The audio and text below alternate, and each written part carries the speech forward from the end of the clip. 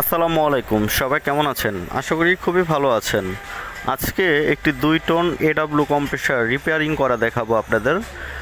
আমি আগে থাকতেই বলে নিতে চাই, আমরা সমস্ত ধরনের এয়ার কন্ডিশনের কম্প্রেসার কিন্তু রিপেয়ারিং করে থাকি এবং আমাদের কাছে সমস্ত ধরনের এয়ার কন্ডিশনের স্পেয়ার পার্টস কিন্তু অ্যাভেলেবেল পাওয়া যায়। তো আমরা এটা হচ্ছে 2 টন কম্প্রেসার, আমরা 2 ton, 5 ton, 10 ton, 20 ton, 30 ton যত বড় কম্প্রেসারই হোক আমরা কিন্তু রিপেয়ার করে থাকি। তো এই কম্প্রেসারটার মূল সমস্যা হচ্ছে, এটা একদম সামথিং একটু সমস্যা। এটা হচ্ছে কম্প্রেসার যেই টাঙ্কির যে নিচের সাইড, এটা ঝম পড়ে লিক হয়ে গিয়েছে। আমরা জাস্ট এই কম্প্রেসারটা কেটে আমরা এই টাঙ্কিটা খুলে টাঙ্কি আমরা চেঞ্জ করে দেবো। জাস্ট এই তলাটা আমরা চেঞ্জ করে দেবো। এই যে দেখতেই পাচ্ছেন কি পরিমাণ ঝম পড়ে একদম লিক হয়ে গিয়েছে, একদম খারাপ অবস্থা হয়ে গিয়েছে। কিন্তু ভিতরের যেই কয়েল মেকানিক্যাল সব কিছুই কিন্তু পারফেক্ট আছে। আমরা এখন পাইপটা কাটবো। পাইপটা কেটে আমরা এই টাঙ্কি থেকে আলাদা করার জন্য আমাদের এখানে 3টা লক আছে, 3টা লক খুলতে হবে।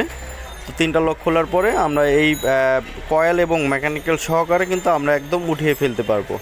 তো বন্ধুরা, অনেক সময় দেখা যায় অনেক কম্প্রেসার টার্মিনাল ব্রাস্ট হয়ে যায়। টার্মিনালে যে 3টা পিন থাকে, এই 3টা পিনের যে কোনো একটা বা 2টা ব্লাস্ট হয়ে যায়। ব্লাস্ট হয়ে গেলে কিন্তু আমরা অনেকে মনে করি যে কম্প্রেসার খারাপ হয়ে গিয়েছে। আসলে না, টার্মিনাল ব্লাস্ট হয়ে গেলে আপনারা কিন্তু জাস্ট এইরকম টাঙ্কিটা চেঞ্জ করে নিতে পারবেন। অনেকে দেখা যায় কয়েল জ্বলে যায়, আমাদের কাছে কিন্তু অ্যাভেলেবেল কয়েলও আছে, কয়েলও আমরা চেঞ্জ করে দিতে পারবো। এবং দেখা যায় মেকানিক্যাল নষ্ট হয়ে গিয়েছে, মেকানিক্যালও কিন্তু আমরা চেঞ্জ করে দিতে পারি। 1.5 টন 2 টনের কম্প্রেসারের কয়েল মেকানিক্যাল তেমন একটা চেঞ্জ অনেকেই করেন না। তো দেখা যায় 10 টন, 15 টন, 5 টন এইসব কম্প্রেসার নতুন অনেক দাম। তো সেই সব কম্প্রেসারের মেকানিক্যাল কয়েলও কিন্তু আমাদের কাছে আছে, আপনারা কিন্তু সেগুলোও চেঞ্জ করতে পারবেন। তো আমরা এই যে এই টাঙ্কিটা আমরা এখন চেঞ্জ করে ফেলবো। টাঙ্কিটা আমরা এখন চেঞ্জ করে, এই যে দেখেন কি একটা অবস্থা হয়ে আছে, একদম ঝম খেয়ে লিক হয়ে গিয়েছে, নিচ দিয়ে গ্যাস সব বের হয়ে যায়। এই যে আমরা কিন্তু আরেকটা টাঙ্কি নিয়ে নিয়েছি, এটা কিন্তু একদম ফ্রেশ আছে, কোনো প্রকার মরিচা নাই। এই টাঙ্কিটা লাগিয়ে দিলে এই কম্প্রেসারটা আরও 5-7 বছর চলবে, আর কোনো সমস্যা হবে না আল্লাহর রহমতে। তো আমরা এখন এই টাঙ্কিটা ফেলে দেবো। ট্যাঙ্কে ফেলে দিয়ে আমরা এখন এই টাঙ্কিটা লাগাবো। আমি আসলে সব কম্প্রেসার ভিডিও করা সম্ভব হয় না, আমরা যতটুকু সম্ভব হয় ততটুকুই আমরা করি। তো আমি আপনাদের বলতে চাই, আপনারা যদি আপনাদের কম্প্রেসার রিপেয়ারিং করতে চান তাহলে স্ক্রিনে দেওয়া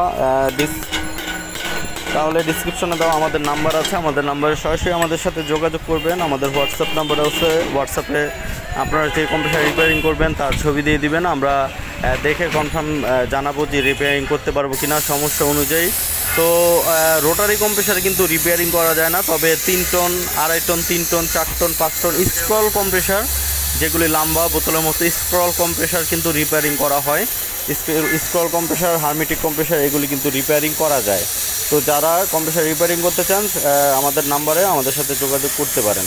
তো আমাদের টাঙ্কি চেঞ্জ করা হয়ে গেছে, এখন আমরা পাইপটা ঝালাই করছি। পাইপ ঝালাই করার পরে আমরা লিকটা চেক করব, লিক আছে কিনা এখানে কোনো।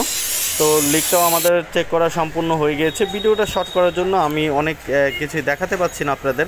তো এখন আমরা জাস্ট ঢাকনাটা লাগাবো। ঢাকনাটা লাগিয়ে সুন্দরভাবে ওয়েল্ডিং করলেই আমরা যেই সেটটা কেটেছিলাম এই ঢাকনাটা আলাদা করার জন্য আমরা সুন্দরভাবে এখন ওয়েল্ডিং করব।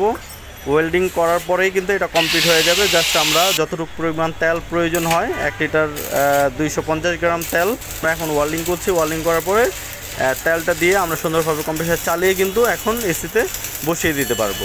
গ্যারান্টি সহকারে আমাদের এখানে কাজ করা হয়। আপনারা যারা কম্প্রেসারে কাজ করাতে চান তারা আমাদের সরাসরি নাম্বারে কল দিয়ে আমাদের সাথে যোগাযোগ করতে পারেন।